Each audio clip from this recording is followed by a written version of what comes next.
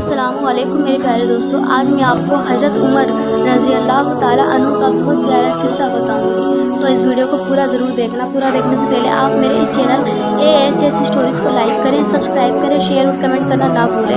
تو چلیے آگے بڑھتے ہیں۔ مدینہ منورہ مقدس و مطہر شہر رحمت ہے۔ فاروق اعظم عمر بن خطاب رضی اللہ تعالیٰ عنہ مسند نشین خلافت ہیں۔ سر انور پر خلافت نبوی کا تاج سج رہا ہے، ہر طرف عدل و انصاف کا ڈنکا بج رہا ہے۔ آدھی رات کا وقت ہے، دیار حبیب کے خوش نصیب باشندے اپنے اپنے گھروں میں آرام فرما ہیں۔ اس آدھی رات کے وقت اس پاک شہر میں ایک نقاب پوش اپنے ایک ساتھی کے ہمراہ شہر کا چکر لگا رہا ہے۔ گلی کوچے اور ایک ایک مکان کو بغور دیکھتا ہوا جا رہا ہے۔ اچانک اس نے ایک مکان میں دھندلی سی روشنی نکلتی دیکھی۔ نقاب پوش وہاں رک گیا اور ساتھی سے مخاطب ہو کر کہنے لگا، نقاب پوش، تم نے دیکھا اس مکان میں روشنی آ رہی ہے؟ میرے خیال میں صاحب خانہ بھی جاگ رہا ہے۔ ساتھی: ہاں حضور، ایسا ہی ہے۔ سنیے، بچوں کے رونے کی بھی آواز آ رہی ہے۔ دیکھیے، یہ غالباً بچوں کی ماں ہے جو انہیں سمجھا رہی ہے اور چپ کر رہی ہے۔ نقاب پوش: خاموش رہ کر سنو اور غور کرو کہ قصہ کیا ہے، کیونکہ وہ نقاب پوش اور اس کا ساتھی خاموش ہو کر مکان کی آواز کو سننے لگے۔ انہوں نے سنا کہ مکان کے اندر بچوں اور ان کی ماں میں یہ گفتگو ہو رہی ہے۔ ایک بچہ: امی جان، کتنا وقت گزر گیا ہے، آدھی رات ہونے کو آئی ہے، ابھی تک نہ ہنڈیا پکی اور نہ ہم نے کچھ کھایا۔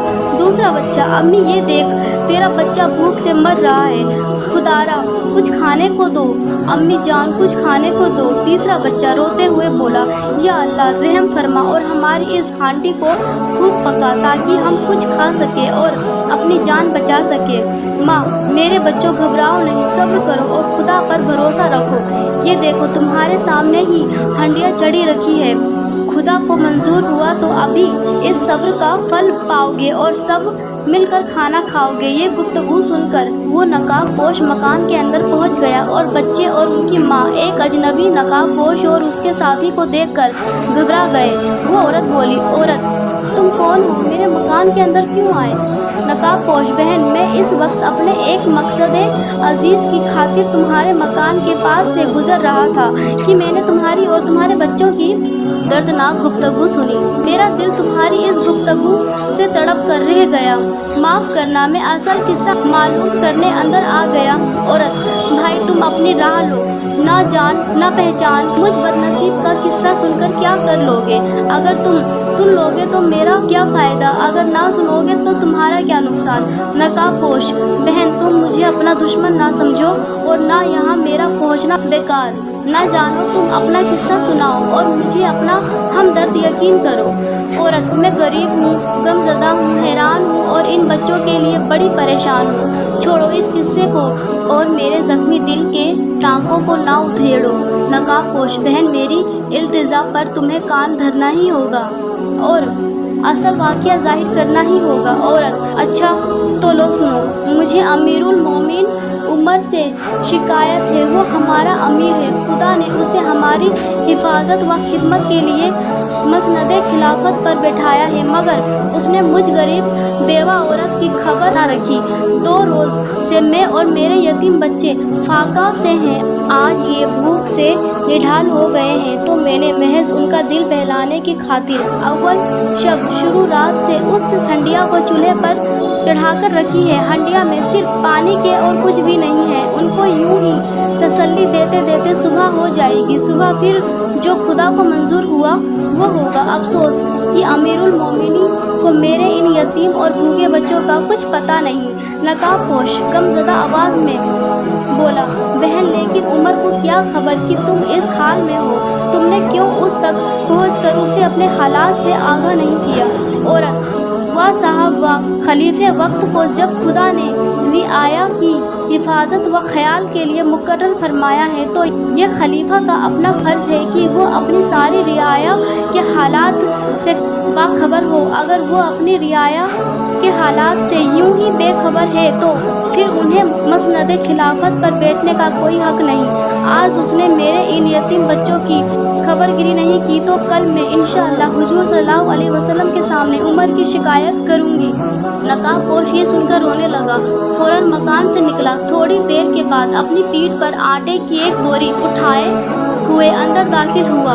बोरी को पीठ से उतारा और कपड़े झाड़े अपने साथी से मुखातिब हुआ। नकाबपोश अल्हम्दुलिल्लाह आटे की बोरी में खुद उठा ले आया। साथी, हुजूर मैंने अर्ज़ की थी कि मैं बोरी उठाता हूँ, मगर आपने मेरी अर्ज़ को कबूल नहीं फरमाया। नकाबपोश अफला। नकाबपोश के साथी का नाम अफला। क्या क़यामत के दिन भी मेरा बोझ उठा लोगे? अगर नहीं तो फिर ये बोझ भी मुझ ही को उठाना मुनासिब था। औरत, ये मंजर देखकर भाई खुदा तुम पर हज़ार हज़ार बरकतें नाजिल फरमाए। तुम तो कोई फरिश्ता खसलत इंसान हो। मैं तो अब बहुत शर्मिंदा हूँ कि अपना किस्सा तुम्हें सुनाकर तुम्हें नाहक कोफ्त में डाला। नकाबपोश, इन बातों को रहने दीजिए और मुझे अपना फ़र्ज़ अदा करने दीजिए। नकाबपोश ने फिर बोरी से आटा निकाला, खुद ही गूंधा और खुद ही आग सुलगाई। साथी का बयान है कि चूल्हे में फूंक मारते हुए मैंने नकाबपोश की दाढ़ी से धुआं निकलते देखा। रोटियां भी खुद ही उस फरिश्ता खसलत इंसान ने पकाई और फिर उन बच्चों को खिलाई। फिर उन रोते हुए यतीम बच्चों को खाना खिलाकर खुश तबई की बातें करके हंसाया। कहा, मैं चाहता हूँ कि जिन आँखों से मैंने इन बच्चों को रोते हुए देखा है, उन्हीं आँखों से इन्हें हंसते हुए भी देखूं। नकाबपोश का ये सलूक रहमत देखकर वो औरत बड़ी मुतासिर हुई और बोली, औरत, ए नेक दिल इंसान, तुमने तो कमाल कर दिया, हम गरीबों को खुशहाल कर दिया। नकाबपोश, क्या वाकई तुम खुश हो बहन? औरत, खुदा गवाह है, मैं तुमसे बहुत खुश हूँ। नकाबपोश, तो फिर मेरी खातिर उमर का कसूर माफ़ कर दे बहन। कल क़यामत के दिन उसकी शिकायत हुजूर सल्लल्लाहु अलैहि वसल्लम से ना करना।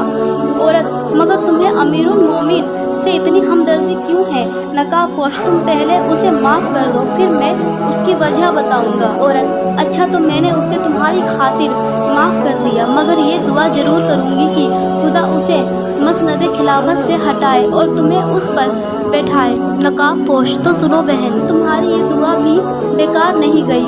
औरत, वो कैसे? नकाबपोश नकाब मुंह से हटाते हुए इधर देखो।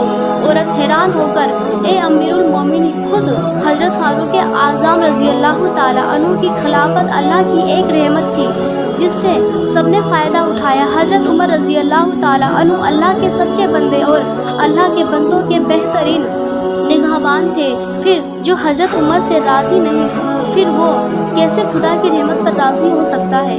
तो मेरे प्यारे दोस्तों, अगर आपको मेरी वीडियो अच्छी लगी हो तो प्लीज़ मुझे अपना प्यार ऐसे ही देते रहें और मेरे चैनल AHS स्टोरीज़ को लाइक करें, सब्सक्राइब करें, शेयर और कमेंट करना ना भूलें। अल्लाह हाफिज़।